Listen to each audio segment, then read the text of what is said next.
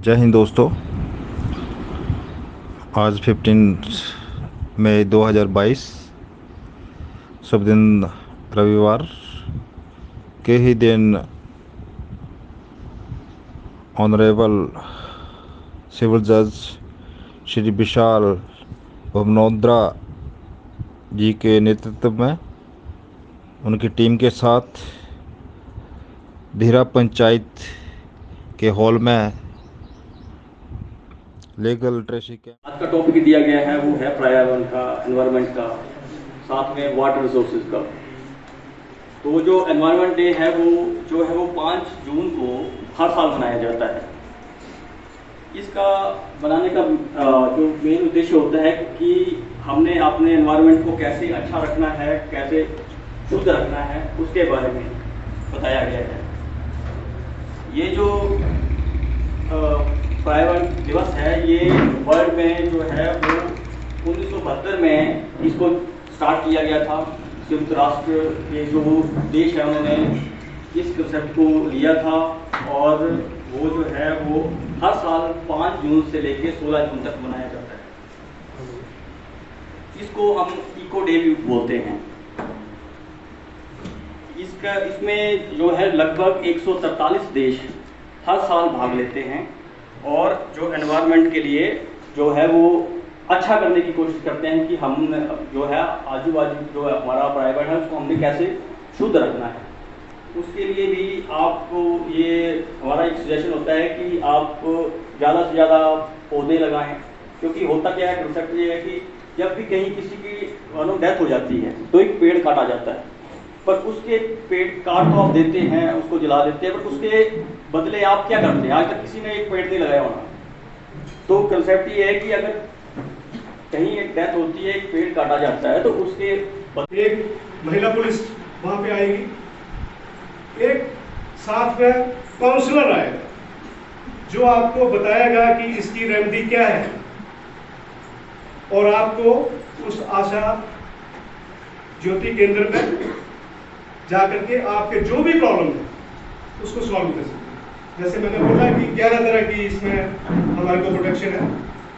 मान लेते हैं कि अब कई जगह पे रेप हो, उसके बावजूद वो लेडी या वो बेटी या वो महिला समाज के डर के कारण बोल नहीं पाती, तो आप वहां पे उस बात को रख सकते हैं और उस बात को रख करके वहां से और भी, जैसे आपको अगर जरूरत है एम्बुलेंस की, आपके साथ कोई आपको इंजरी हुई है या आपके साथ कोई ऐसा शारीरिक प्रॉब्लम है, तो एम्बुलेंस आएगी, पीसीआर आएगी जो पुलिस की वैन होती है, और आपको हॉस्पिटल ले जाया जाएगा।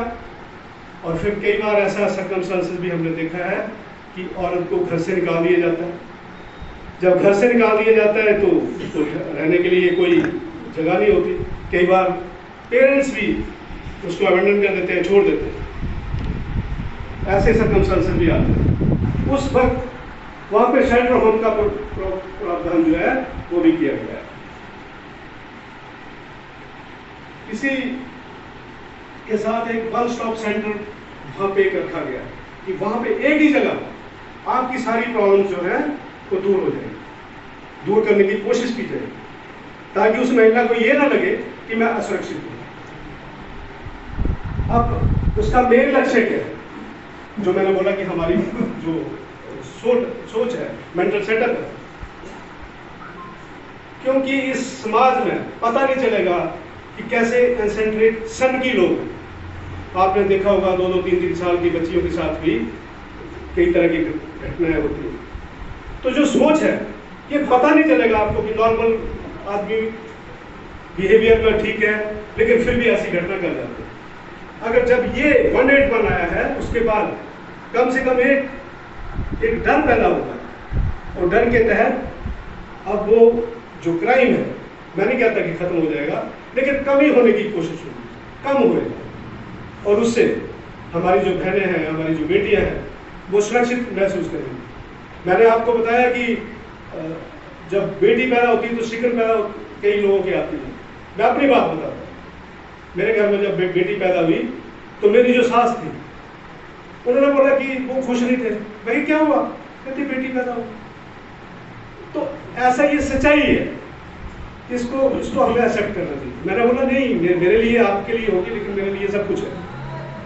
तो इस तरह के इंसिडेंट हमारे समाज में देखने को मिलते हैं। दूसरा, ऑफिसर को चाहे एसी फर्स्ट ग्रेड या सेकंड ग्रेड, आप उसको आपके लिए अपना जो नोटिफिकेशन वो दे सकते हैं। तो इसमें मैं थोड़ा ये बताना चाहता हूँ कि ज़्यादातर जो ज़मीनी विवाद हैं वो डिमार्केशन से, क्योंकि लोगों को अपनी बाउंड्रीज का पूर्ण रूप से ज्ञान नहीं होता है। तो मैं यही कहना चाहता हूँ कि जब कभी भी आप डिमार्केशन करवाएं, आप स्वयं मौके पर रहें और अपने जो बूढ़े बुजुर्ग लोग हैं उनको भी साथ रखें। और जब भी रेवेन्यू विभाग के लोग आपके पास आएँ तो आप सभी स्वयं जो है वो देखें कि कैसे कहाँ पर जो है निशान लगाए हैं। और उन निशानों की मेरी आपसे से ये भी गुजारिश है कि उन निशानों को कभी हटाएं ना, क्योंकि अक्सर देखा जाता है कि फील्ड में जब हम डिमार्केशन करते हैं, निशान लगाते हैं, तो लोग उनको हटा देते हैं, क्योंकि गैर कानूनी है, ये भी एक अपराध है। तो ऐसा ना करें। तो डिमार्केशन में थोड़ा सा मैं ये भी बताना चाहता हूँ कि जैसे कभी हमारे विभाग के कर्मचारी आपके साथ हैं, आपको इतला देते हैं, तो कुछ लोग जो है वो समय पर नहीं आते हैं, या जिनका वहाँ पर राइट नहीं तो वो भी झगड़ा करने के लिए आते हैं और लिटिगेशन को बढ़ाते हैं। तो आप जो भी हमारा सरकारी कर्मचारी वगैरह उन पर भरोसा रखें और खुद स्वयं वहाँ पर रहें और किसी प्रकार की लिटिगेशन को बढ़ाने से बचें। तो इसमें मैं साथ साथ मैं ये भी कहना चाहता हूँ कि जैसे डिमार्केशन में अक्सर ये देखा गया कि जब भी विभाग के कर्मचारी या आते हैं तो लोग जो है बार बार अपील करते हैं कि जी हम सेटिस्फाई नहीं। ठीक है, मैं मानता हूँ अपील की जा सकती है, ठीक है सर, लेकिन इसके साथ साथ ये भी कहना चाहता हूँ कि उनका जो पॉइंट है वो लीगल होना चाहिए, वैलिड होना चाहिए। आप जब हमारे पास आते हैं हम आपको पूछते हैं कि हाँ जी कहाँ पर दिक्कत है, आप बताएं डिमार्केशन कहाँ है। बताया गया है जो भी कानून आपके साथ अभी डिस्कस किए गए हैं, इसके विषय में अगर आपके मन में कोई प्रश्न हो, कुछ पूछना चाहते हो तो पूछ सकते हैं आप। वो किसी परिवार या समाज को तोड़ने के लिए नहीं बनाए गए हैं, वो केवल आपके अधिकारों की सुरक्षा के लिए बनाए गए हैं। जैसे प्रमोशन का कोई कानून हो, डोमेस्टिक वायलेंस से रिलेटेड कोई कानून हो, महिलाओं से संबंधित जितने भी कानून हैं वो केवल परिवार या आपके अधिकारों की सुरक्षा के लिए बनाए गए हैं। अभी आप पर निर्भर करता है कि आपने उन कानूनों का इस्तेमाल किस तरह से करना है। राज्य विधिक सेवा प्राधिकरण के तहत मुफ्त कानूनी सहायता का भी प्रावधान किया गया है, जिसके तहत मान लीजिए कि आपने कोई केस न्यायालय में करना है, एसडीएम कोर्ट में भी करना है या तहसील ऑफिस में भी करना है, और अगर आपके पास पैसे नहीं हैं या आप उन कैटेगरीज में आते हैं तो आप मुफ्त कानूनी सहायता के पात्र होंगे, जिसके तहत आपको कोई भी खर्चा नहीं करना पड़ेगा अपनी तरफ से। वकील की फीस, कागजों का खर्चा वो सारा राज्य विधिक सेवा प्राधिकरण ही वहन करेगा। उसके लिए क्या करना है कि आपने अपने नज़दीकी न्यायालय, क्योंकि अभी आपके पास यहाँ कोर्ट नहीं है, आपका कोर्ट पालनपुर पड़ता है, तो जैसे हमारी कोर्ट में आकर वहाँ पर आपने एक सादे कागज में आवेदन करना है, जिसमें आपने अपना विवाद जो है वो लिखना है, और फिर उस एप्लीकेशन पे आपको पैनल में से एक लॉयर दिए जाएंगे जो आपका केस लड़ेंगे, आपका पक्ष रखेंगे कोर्ट में। तो इस मुफ्त कानूनी सहायता के पात्र जो है वो है सभी महिलाएं, SC ST OBC वर्ग से विरासत में व्यक्ति, या फिर ऐसा व्यक्ति जिसकी आय 3 लाख से कम हो सालाना, ये सभी पात्र हैं मुफ्त कानूनी सहायता के लिए। इसके अलावा अगर आपके कोई अभी पेंडिंग केसेस हैं कोर्ट में, किसी भी नेचर के, जैसे कोई क्रिमिनल हो, तो आप उसका निपटारा जो है वो लोक अदालत के माध्यम से, पिटीशन के माध्यम से करवा सकते हैं। कभी भी हमने कल लोक अदालत लगाई थी और 200 के लगभग केसेस जो थे जिनमें कल डिसाइड हुए पालनपुर में, और सारे हिमाचल में इस तरह से लगभग केसेस डिसाइड हुए, और वो केसेस जो डिसाइड हुए वो आपकी अपनी सहमति से, आपकी अपने डिसीजन से डिसाइड हुए। मतलब ये समझ लीजिए कि जब दो पक्षों में कोई वाद या विवाद होता है, उस सिचुएशन में अगर कोई तीसरा आदमी उसमें फैसला करता है तो एक के मन में रहता है कि मैं हारा हूँ या कुछ ऐसा है, लेकिन जब आप अपनी दोनों सहमति से किसी चीज़ का निपटारा करते हैं तो दोनों के लिए जीत का विषय रहता है, दोनों के लिए विन विन सिचुएशन होती है। इसलिए अगर कोई ऐसी पेंडिंग आपकी लिटिगेशन है तो आप लोक अदालत का फायदा उठाएं, और आगे भी इस चीज़ का जो है आप आगे प्रचार प्रसार करें, लोगों को बताएं कि अपने पेंडिंग केसेस आप लोक अदालत के माध्यम से निपटा सकते हैं। बाकी हमारी ग्राम पंचायत है, ग्राम पंचायत के पास बहुत सी शक्तियाँ हैं। कोशिश करें कि छोटा मोटा मनमुटाव हर परिवार में, हर समाज में, हर कम्युनिटी में, आस पड़ोस में होता रहता है। कोशिश करें कि वो जो विवाद है, जो वाद है, वो आपसी सहमति से और बुजुर्गों की सलाह से पंचायत स्तर पर उसका निपटारा हो जाएगा। इससे क्या होता है कि एक तो आपका अपना भाईचारा बना रहेगा, पैसे की भी बचत होगी इसमें, और उसमें भी विन विन सिचुएशन रहती है। तो पंचायत का बहुत महत्वपूर्ण रोल है इसमें, और मैं चाहूँगा पंचायत की तरफ से भी इसमें जो है स्टेप्स लिए जाएँ, कोई भी ऐसा बात हो। आज जब आप लोग यहाँ आए तो आपको बताया होगा कि आज क्या बताया था आप लोगों को कि आज क्या है, क्या बताया? क्या है कोर्ट खुलने का। आपको क्या बताया कि आज यहाँ क्यों आना है? किसने बताया आपको कोर्ट खुलने बताया? दो चीज़ें सर, दो चीज़ें बताई थी। हाँ जी। एक, जज साहब यहाँ पे विजिट कर रहे हैं, क्यों? लीगल उसके बारे में मतलब वो ब्रीफ करने के लिए। सेकेंडली सर्वे करने जा रहे हैं जी जज साहब हमारे जो वो चलो ऑफ जी रिकॉर्ड चीज़ है, जी सर्वे वाला ऑफ रिकॉर्ड है, वो ऑन रिकॉर्ड नहीं है। Right sir. और इसको अभी वो मेरी तरफ से इंफॉर्मेशन दी है, ना ही उसको आप अपनी न्यूज़ में डालें, ना ही प्रेस में डालें, क्योंकि ऐसा कुछ नहीं है। आज का विषय जो था ये हमारा सिर्फ ये था कि लीगल लिटरेसी कैंप आपके घर द्वार आकर आपको जागरूक करना। आपने और भी कई कैंप अटेंड किए होंगे पंचायत में, एग्रीकल्चर, हॉर्टिकल्चर, फिशरी, कई ऐसे कैंप किए। आपको ऐसा नहीं लगा कि आज यहाँ जाके क्या मिल रहा है, हमने क्या लेना कानून, नहीं ऐसी दिहाड़ी अपनी खराब की, आराम से बैठना था, लगा ऐसा? नहीं, बहुत अच्छे फायदे मिले सर।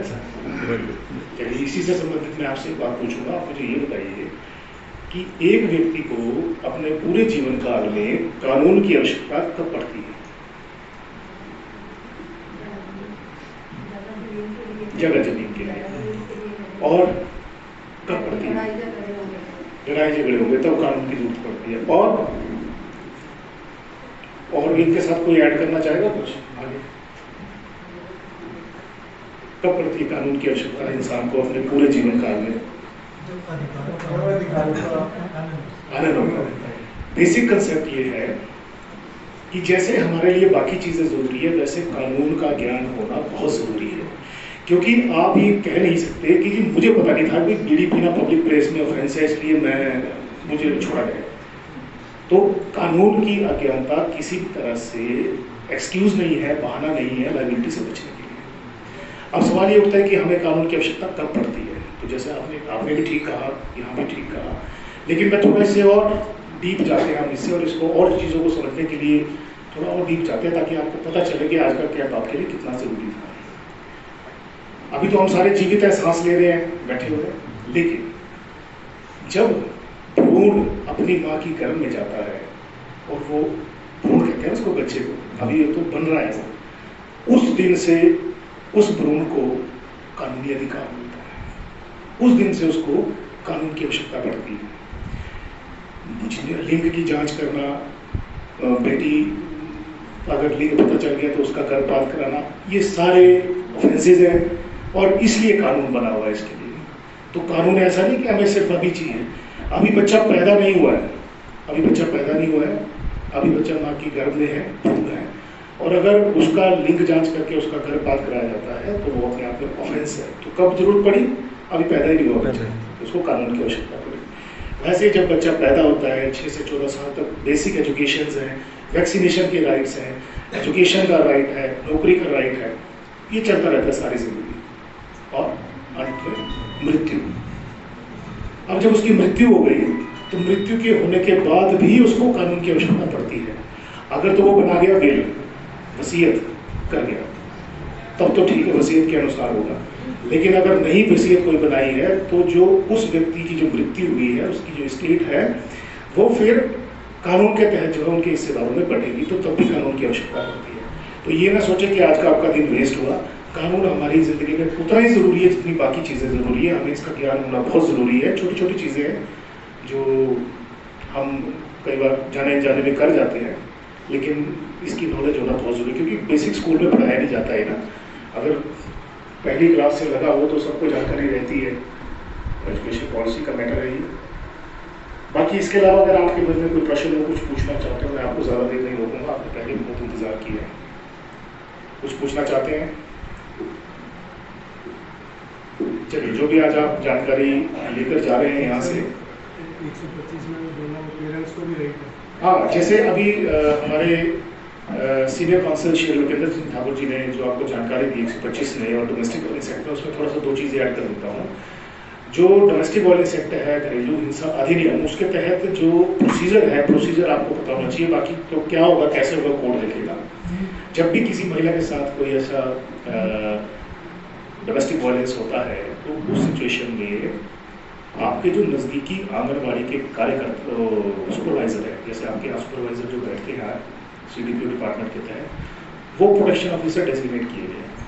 आपने जाके बस उनको या तो मुखजुबानी या फिर कागज में लिखकर आपने अपनी प्रॉब्लम बतानी है कि जी हमारे साथ ऐसा ऐसा होगा। फिर उन प्रोटेक्शन ऑफिसर की जिम्मेदारी है कि वो उस पर डिटेल्ड डोमेस्टिक इंसिडेंट रिपोर्ट बनाए और साथ में दफ़ा 12 की दरखास्त लगा के कोर्ट में पेश करें। फिर आपका रोल खत्म है। लेकिन जब भी रिपोर्टिंग होगी तो प्रोटेक्शन ऑफिसर के पास ही होगी और उनकी जिम्मेदारी वो आपको उठा नहीं सकते। आप थाने में भी जा सकते हैं, अगर कोई ऐसा इंजरी आई है, मारपिटाई हुई है तो थाने में भी जा सकते हैं। तो ये इसका प्रोसीजर है। बाकी जो 125 में जो भरण पोषण का अधिकार है वो उसमें लिस्ट में माता पिता भी आते हैं, वाइफ भी आती है, बच्चे भी आते हैं, नाबालिग बच्चे भी आते हैं, और ऐसे ऐसे बहुत सी कैटेगरीज है। पंचायत के पास भी शक्तियाँ हैं इसमें, पर मेरे ख्याल से 500 रुपये शायद लगाने के लिए उसका खर्चा है ना। और कुछ पूछना चाहेंगे जी आप? समोसे खाए आप लोगों ने, चाय पी ली? ठीक है। हाँ जी, कई दिनों के बाद मतलब कुछ टाइम में लगना कि हर जगह का कुछ ये लीगल लिटरेसी कैंप, ये वाला जो ये कैंप जो लगाया है ना, ये लीगल लिटरेसी कैंप जो है ये समय समय पर लगते रहते हैं और एक इसका शेड्यूल आता है हर महीने का। तो जैसे कि मुझे तो हर महीने कैंप लगाना ही रहता है, लेकिन उसके अलावा हम लोग एडवोकेट्स भी आते हैं हमारे, जो अलग अलग जगहों पर जाके कैंप लगाते हैं। दूसरा जो अदालत का कैंप लगाते हैं, अदालत का क्या? लोक अदालत नहीं, लोक अदालत यहाँ नहीं लग सकती आके ना, उसके लिए न्यायालय में लगानी पड़ेगी, या फिर न्यायालय यहाँ लाना पड़ेगा आपको, वो आप बताओ, या फिर न्यायालय में लोक अदालत यहीं लगेगी। क्योंकि सर्किट यहाँ लग नहीं सकता। सर्किट वो तो माने उच्च न्यायालय देखेंगे, सरकार देखेगी उसको किस तरह से करना है, लेकिन जहाँ आपका कोर्ट इस्टेब्लिश्ड है वहाँ पर लोक अदालत लगती है। यहाँ पर तब लगेगी जब यहाँ पर अगर भविष्य में कभी न्यायालय खुलता है तो फिर आप उसका जो है फायदा यहाँ पर अपनी फिर आपको सहूलियत हो जाएगी। फिर यहाँ लोक अदालत भी लगेगी, कैंप्स भी लगेंगे, स्कूल में एडवोकेट्स भी आएंगे, काम पड़ेगा, सब कुछ होगा। और इसका जो क्लास का जो अभी आज जो बताया है, हाँ जी, ये बहुत अच्छा लगा। पर इसका जो हमें कुछ दिन पहले पता चल जाना चाहिए कि इन तारीख को क्लास है, ताकि लोगों को कुछ सोचने का टाइम मिले कि हम भी सोचना कि ये हमारी प्रॉब्लम है। प्रॉब्लम क्यों सोच रही? प्रॉब्लम तो आप कहीं से खुद के लाएंगे तो बात अलग है। उन सब के साथ साझा करें जो आज इस कैंप में नहीं आ सके किसी भी वजह से। और अगर इनसे संबंधित कोई प्रश्न है, हमारे एक्सपर्ट्स, लीगल एक्सपर्ट्स से अगर आप कुछ पूछना चाहते हैं तो इनसे भी पूछ सकते हैं। कोई भी ऐसा सवाल पूछिएगा जो आपकी पेंडिंग लिटिगेशन कोर्ट में है, उससे रिलेटेड कोई ये जवाब नहीं देंगे। दूसरा, आज आप इनसे जो भी जानकारी लेंगे, आज ही आपसे फीस भी नहीं लेंगे, ये मेरी गारंटी है। और आज के बाद ही फीस ले सकते हैं। तो बहुत बहुत धन्यवाद आपका, थैंक यू सो मच।